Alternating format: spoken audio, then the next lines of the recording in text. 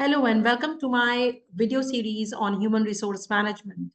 I am Dr. Femina Khalil, working as a professor and also area chair of HR and OB at Lloyd Business School in Greater Noida. Today, in my video, I'm going to give you an overview about performance management system in an organization. What are the various methods of performance management system? Why it is useful and beneficial for any organization? What are the steps in performance management system? And what are the biases that the managers may make in case of reviewing performance for its employees and for their subordinates? So we are going to talk about all these things in my video. Let us begin with the introduction or the definition of performance appraisal. Performance appraisal is nothing but a systematic and objective way of evaluating a candidate or evaluating an employee in an organization. And we are going to evaluate the behavior of the employee related to the workplace and also the potential of the employees, whether they have the potential to be a part of succession planning or not in an organization. In my earlier videos about human resource planning, and also on our videos on job analysis and recruitment and selection, we have briefly and extensively talked about succession planning of workers, which you can go and visit. So what are the features of a good performance appraisal system in an organization? So you see, we have already discussed earlier that human resource management is strategically important for any organization, and there are several functions of human resource management and human resource department, and these functions are carried out by the human resource managers. So we have discussed about the function that happens in the first place and takes place firstly is human resource planning, followed by job analysis, recruitment and selection. And today we are going to talk about a performance appraisal system, which is an integral part of any HR department and HR managers. In fact, all the managers from different departments have to carry out performance appraisals for their subordinates, for their team members, in order to find out whether the standards that have been set by the organizations have been met by the employees or not. So let us discuss the features of a good performance appraisal. So performance appraisal will always be a systematic process. So beforehand, initially the standards are communicated to the employees, and the targets are given to the employees for their performance. And at the end of the financial year or the cycle, the performance is actually checked with the standards which were set in the beginning. And we can see whether the performance was up to the mark or it needs improvisation or the employees need training or development. Or if the performance was up to the mark, then maybe the employees can be trained for succession planning or for more responsibilities, and promotions can be given to the employees. Should be carried out periodically. So it is carried out periodically from time to time, sometimes once in a year. In many organizations, it is carried out quarterly and half-yearly also. And it is not a past-oriented activity, but it is a future-looking activity where the performances which were set earlier are actually taken into consideration and seen the performance, whether they are up to the mark or not. And for the future also, the new performance are set and the new targets are set for the employees. And basically, the performance appraisal focuses on the growth and development of employee. It is not that if the performance is found to be unsatisfactory for an employee, the employee is not fired by the organizations. Good organizations do not fire, but they train their employees. So they train their employees in the skills they are lacking, or maybe education skills, knowledge, abilities, wherever they are lacking, those are provided to the employees so that they can enhance their skills and improve their performance for future. And it is not a job evaluation. Job evaluation is to find out the worth of a job, but performance appraisal is to find out whether the performance of the employee was as discussed in the beginning, and as per the standards or as per the expectation of the organization.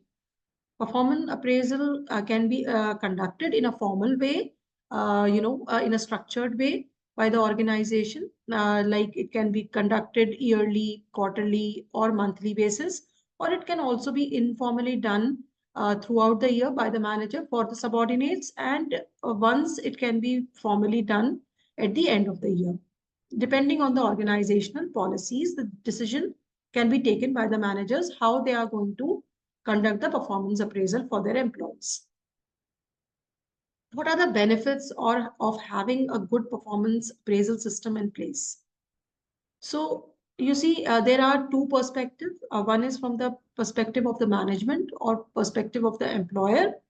It can have several benefits. Another could be the employee perspective from the side of the employee. So in both the cases, it is really beneficial to go ahead with performance appraisal in the organization. So in case of benefits for the management, it is despite imperfect measurement techniques, individual differences and performance can make a difference to company's performance. So if there are a few employees who are performing really well and there are a few employees who are not performing as per the standard set for them, can make a huge difference if we take the overall performance of the employees. Because if the performance of the employees is up to the mark and they are achieving the objectives, their individual objectives, then obviously their departmental objectives will be taken care of. And if all the department's objectives are taken care of, organizational objectives will automatically be taken care of.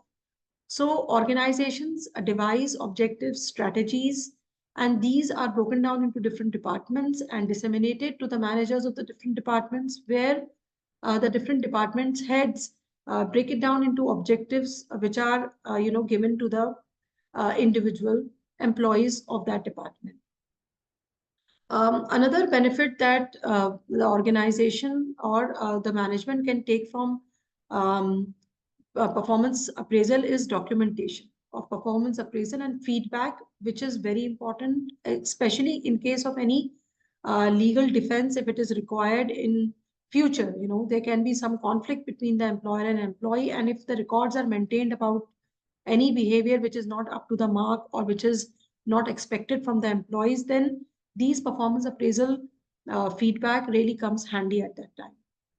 Appraisal offers a rational basis for constructing a bonus or merit system. So when appraisals are conducted, obviously, if those people who are performing up to the mark and up to the standards which are set in the beginning and helping in achieving the organizational objectives, definitely they should be given some kind of incentives and some kind of bonus for achievement of their targets.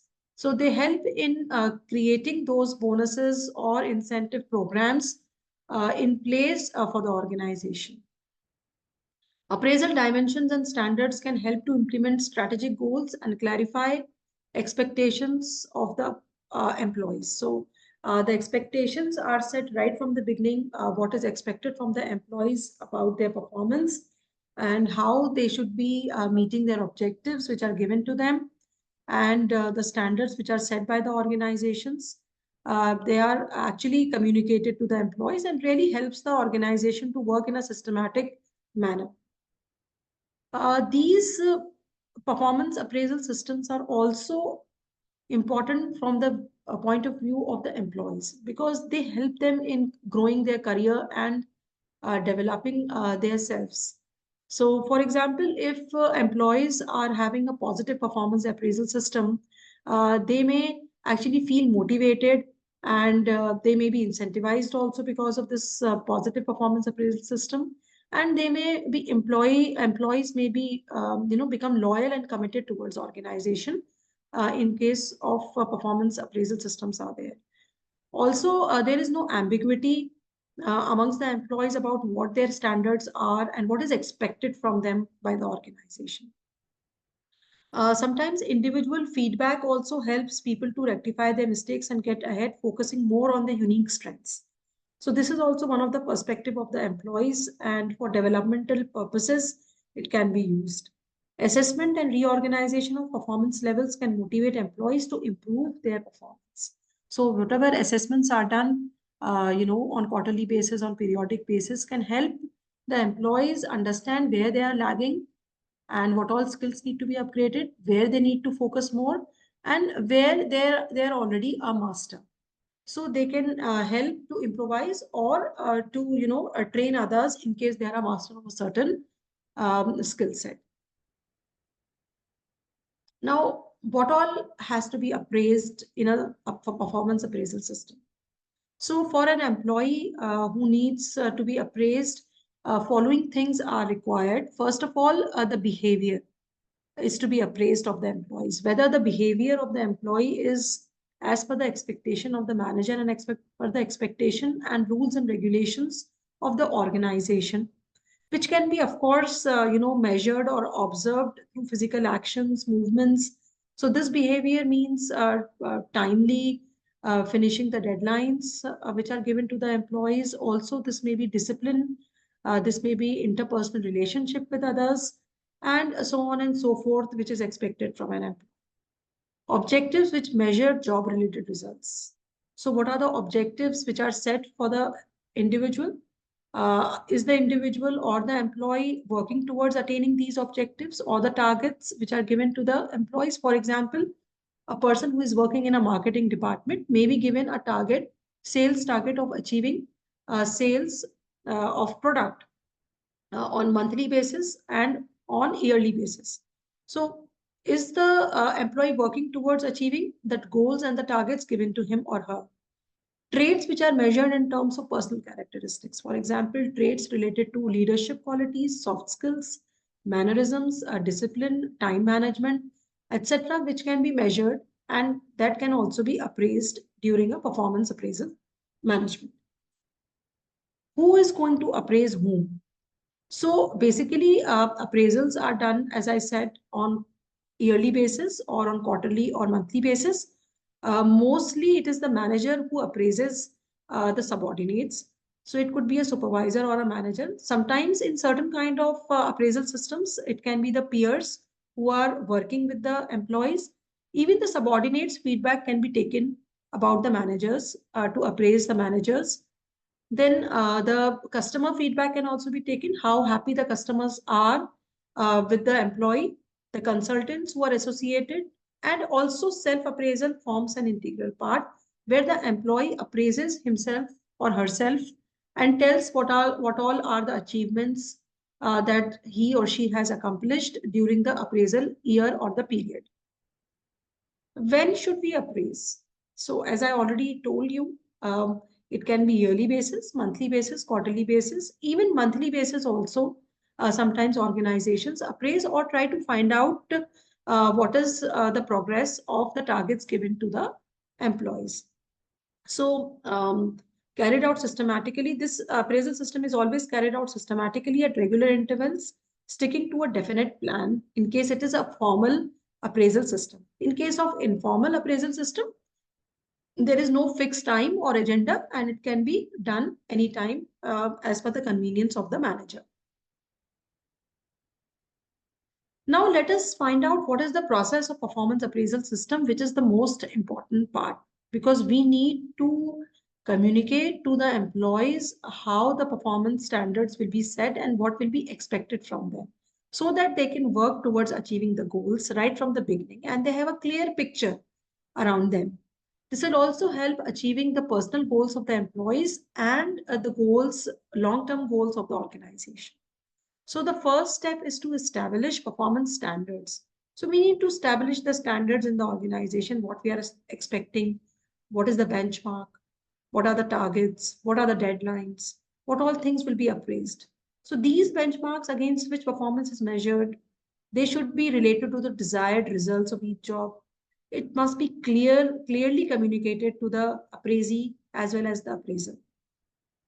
So good performance goals would always speak about what is the task to be completed, what are the roles, responsibilities, duties given to the employees, what will it look like when it is accomplished. So what are my expectations once the goals are accomplished by the employees, when it must be completed. So the timelines, deadlines should be communicated clearly.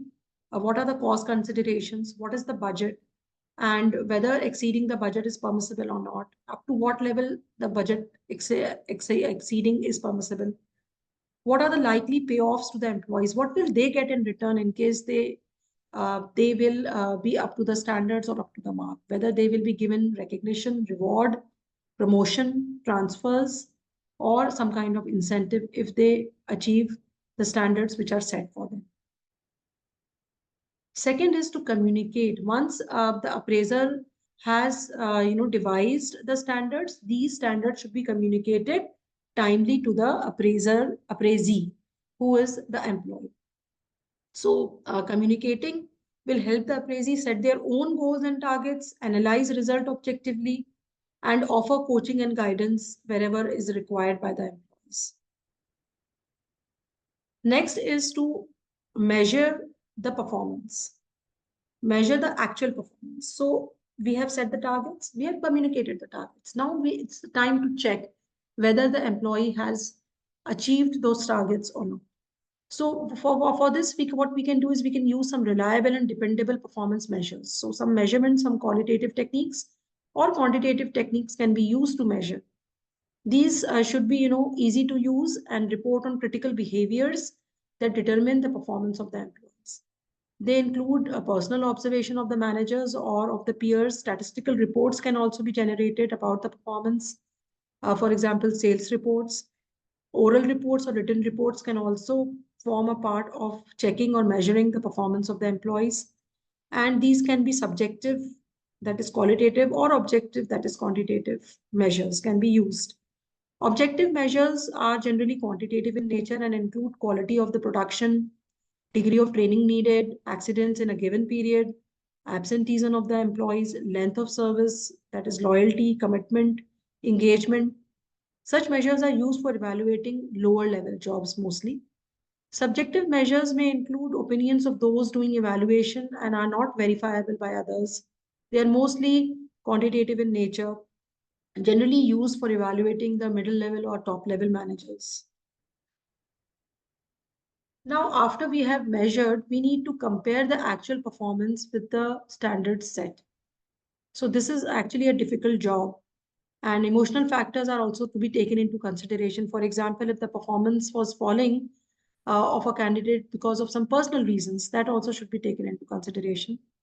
Then it affects the self-esteem of the appraisee because the employees might feel discerned or demotivated in case the performance is not up to the standards. Criteria likely to be questioned if the appraisal turns out to be negative. So what all criteria is to be taken into consideration? What all questions needed to be asked? Once the comparison is done, corrective action has to be taken. So the corrective action could be in case the performance standards which were set are up to the mark from the employees. In that case, the employees should be given some kind of incentives, some kind of recognition, rewards for taking into consideration. And also, in case the performance is not up to the mark, in that case, corrective actions like training should be provided for the employees, and things should be set in order and arrive at new goals. Maybe for the next upcoming year, the targets should be revised in case they are not as expected, and it needs a revision. Let us now understand what are the various methods of performance appraisal. There are various methods through which performance appraisal can be done. In organizations, mostly there's a combination of performance appraisal methods, and it can be a combination or it can be one performance appraisal method also can be used by the organizations. So the first one is a confidentiality report. This is a very common one, mostly used in government organizations. So it is a descriptive report that is prepared at the end of the year by the employee's immediate boss. So it is mostly seen in government organizations. The report highlights the strengths and weaknesses of an employee, and based on these, the performance appraisal or incentives can be given to the employees. Next is essay evaluation. Under this method, the rater is asked to express the strong and weak points of the employee's behavior. Whoever is the rater can be the manager. The manager can be asked to note down what are the strengths and what are the weaknesses of the employees who is being rated. So the strength and weaknesses should be pertaining to the job knowledge and potential of the employee. They should also consider employees' understanding of the company's performance programs, policies, objectives, the employee's relationship with the co-workers or the supervisors, the attitude and perception of employees in general, whether it is the positive attitude, negative attitude, and employees' functional abilities to carry on the tasks and responsibilities which are attached to the job. Next, we move on to critical incident technique. What is critical incident technique? Under this method, the manager prepares a list of statements which are, effective and ineffective behavior of an employee. These critical incidents or events represent the outstanding or the poor behavior of the employees on the job. So there can be positive incidents or there can be negative incidents. What are the positive incidents that led to the wonderful or more than expected behavior of the employee? And what are the negative incidents which actually led to poor attitude or behavior of the employees at the workplace? So here I have taken an example also. So this critical incident technique was conducted on 12 December 2024, and a major client was about to cancel a long-term contract due to a service delivery delay. So this is about Priya, whose critical incident technique was taken into consideration and action taken by employee. Priya proactively visited the client site, acknowledged the issue, offered a temporary workaround time, and coordinated with the operations team to expedite the delivery. What was the result? The client was satisfied with the immediate attention and decided to renew the contract for another year. What are the comments given by the manager or the appraiser or the rater? Priya demonstrated excellent crisis management and client handling skills. Her initiative helped retain a key account worth 25 lakhs annually. Therefore, Priya's performance appraisal was on the positive side. So this is an example of critical incident. Next method of performance appraisal is checklist and weighted checklist. Now, a checklist represents a set of objectives or descriptive statements about the employees and his behavior. So there can be a normal checklist, or we can attach some weights or points to weighted checklists. So here is an example on this slide, as you can see, about the normal checklist method. Here we have written down about the employees' various statements related to the employee's performance. So positive responses indicate good performance, while the appraisal is qualitative unless scores are assigned to it. So that is why we use weighted checklist. So here, this is, positive statements tell about the positive side of the employee. So several statements are taken into consideration. This is just for examples. I have taken 5 statements. So handles customer queries efficiently, is punctual and regular at work, cooperates well with team members, avoids taking initiatives, makes frequent errors in documentations. So whatever is positive has been taken into consideration. For example, here the employee's performance appraisal turns out to be positive. Now the appraisal is qualitative because we have not assigned any weights to it. Let us assign weights. That is called weighted checklist method. So here we can assign weight to handles customers' queries. We can give +3 to it. Punctual and regularity can be given +2. Cooperates well with the team members +1. Avoids taking initiative.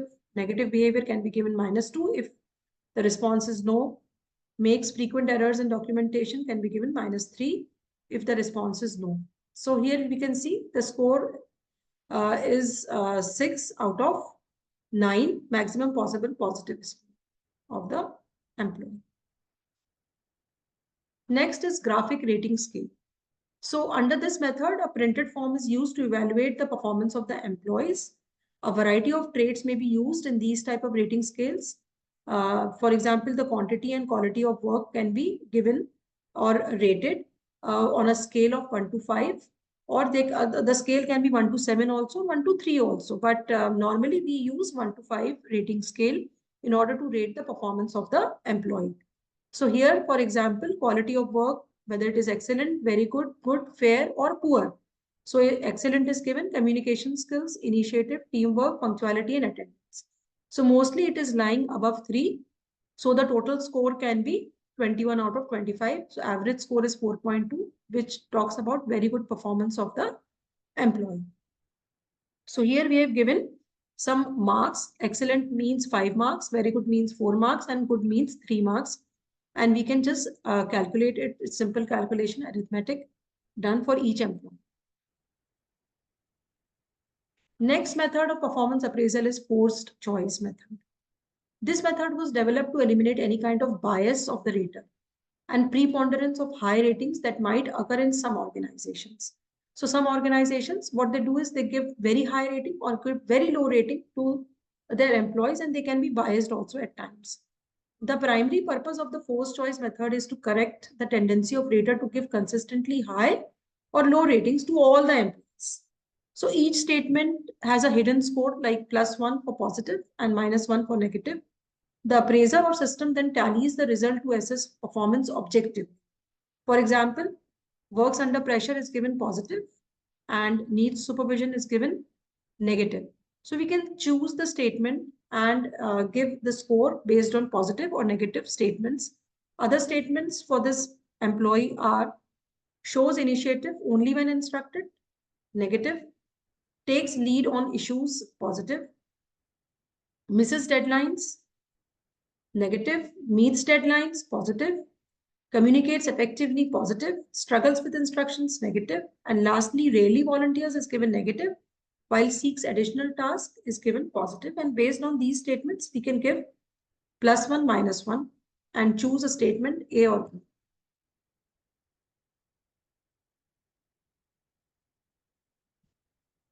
Next is forced distribution method. Under this method, the rater is asked to appraise the employee according to the predetermined distribution scale. So the rater's bias is sought to be eliminated here also, because the rater is forced to categorize the employees in the distribution that is provided to him. For example, a company has 20 employees and the management wants to rate them on the following distribution. So the top performers are 10% who are 2 employees, above average performers are 20%, 4 employees, average are 40%, 8 employees, below average 4 employees, and poor performers are 2 employees. So they were forced the rater is forced to distribute the employees as per their performance. So here 20 employees are distributed as per their performance, and appraisal can be done based on their performance. Next performance appraisal method is a ranking method, where we can rank the employees as per their performance and rate them accordingly. Under this method, the ranking of the employee in a work group is done against that of another employee. The relative position of each employee is expressed in terms of numerical rank. So if we have to rank 8 employees from 1 to 8, then we can rank them, and also the rater can give some remarks on the basis of which the employee has been ranked. For example, Shruti has been ranked number 1 because she exceeds all the targets. The client or the customers have given great feedback about her. Also, Ravi is very close to her, is ranked 2nd because he has high consistency. Simran is also a reliable performer, meets targets, while Deepak has been rated as last or ranked as last because he needs significant improvement in terms of achieving targets and client feedback. Next is very interesting performance appraisal method that is called paired comparison method, where we need to pair or compare each employee with another employee. Ranking becomes more reliable and easier under the paired comparison method. Each worker is compared with all the other employees in the group. And for every trait, the worker is compared to all other employees. Suppose we are evaluating 4 employees based on 3 performance factors: quality of work, teamwork, and initiative. So we can compare them to determine the best performer. Each employee is compared with one another. So for 4 employees, we can have 6 pairs. So we can give points to them. So here is the evaluation based on performance. Employee pair A versus B. Employee A has higher quality of work, but employee B is better at teamwork. So who is a winner? B is a winner. So as we can see that A is a winner twice, C is a winner twice, and we can give ratings to them.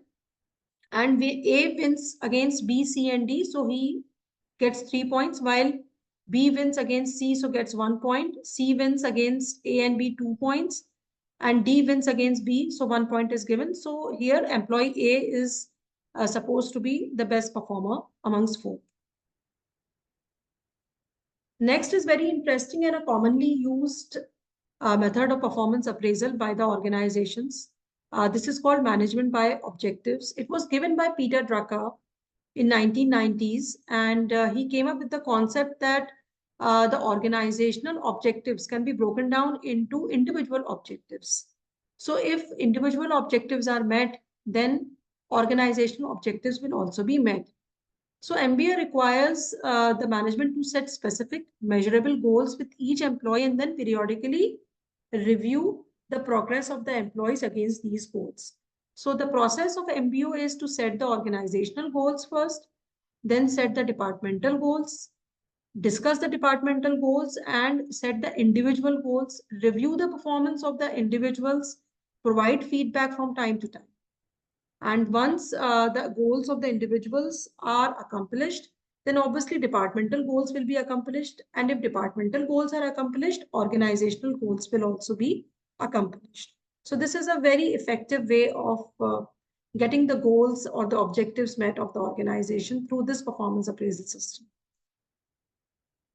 Next commonly used performance appraisal method, which you must have all heard about, is 360-degree feedback, also known as multi-rater feedback, multi-source feedback, multi-source assessment, that comes from members of an employee's immediate work circle.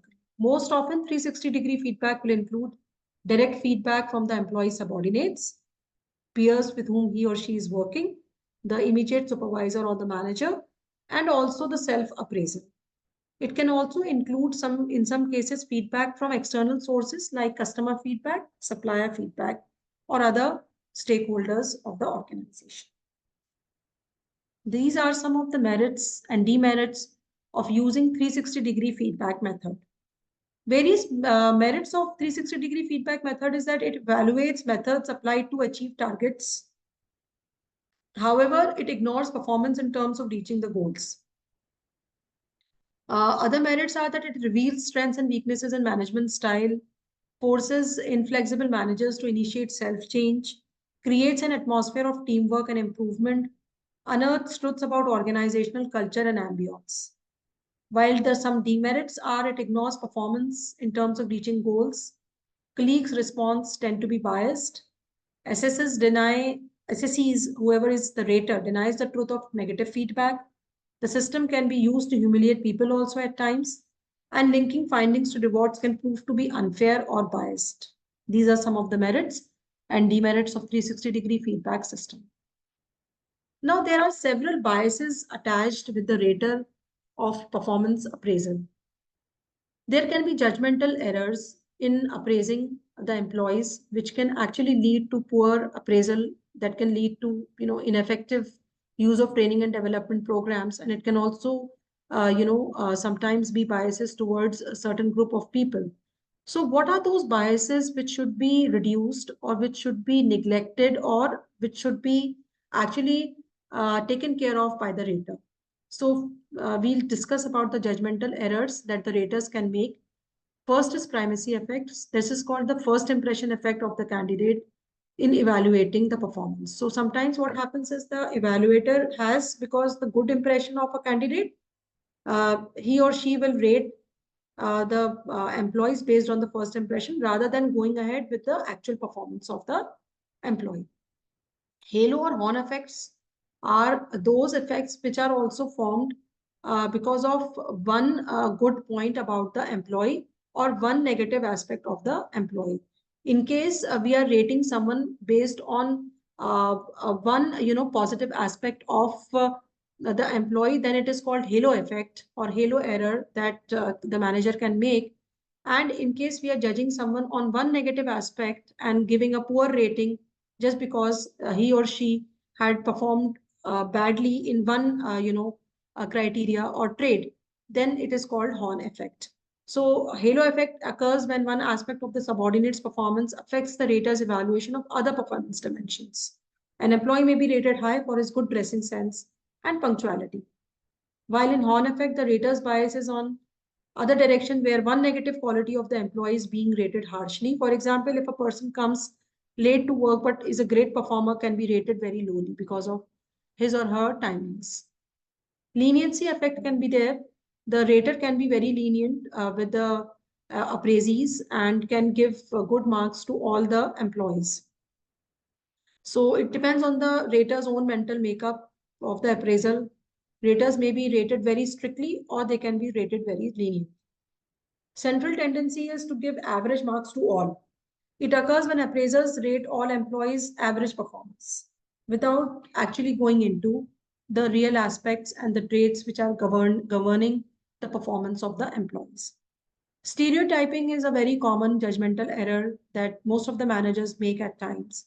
It is a mental picture that an individual holds about a person because of that person's sex or gender, religion, region, caste, or sexual orientation also. Recency effect is that recently, if the manager has come across with a positive aspect of an employee, the manager will rate that employee positively or vice versa. There are several problems associated with performance appraisal system, which should be taken into consideration by the managers and by the organization for having a successful performance appraisal system in place. There can be poorly made performance appraisal forms. The rating scale may be vague or unclear, so we should use a rating scale which is measurable and which is quantifiable. The rating form may ignore important aspects of job performance. Sometimes the rating form may not put in the traits or the criterions which are very important to a job. It may contain additional or irrelevant information also that can make it very lengthy and tedious job to fill in. It may be too long or too complex to understand. Then there can be lack of raters preparedness. Sometimes the manager or the rater are so engrossed in their own work that they do not have time to carry on the performance appraisal effectively. Or maybe the rater is not adequately trained to carry out the performance appraisal. Also, there can be problems of performance appraisal in case ineffective organizational policies and practices are there. If the sincere appraisal efforts put in by the rater is not suitably rewarded, the motivation to do the job also ends. This was all about performance appraisal today, which forms an integral part of any human resource management subject, whether you are studying BBA, MBA, or PGTM, or you are doing an online course or an offline course from a university or from an autonomous college. This performance appraisal system, its definition, its process is really going to help you handy, and also not only for your exams, but also for your final placements, interviews also. This is going to help you all. So thank you all for listening to my video and having looking into my video and the great examples that I've given related to the organization. Thank you and see you again. All the best.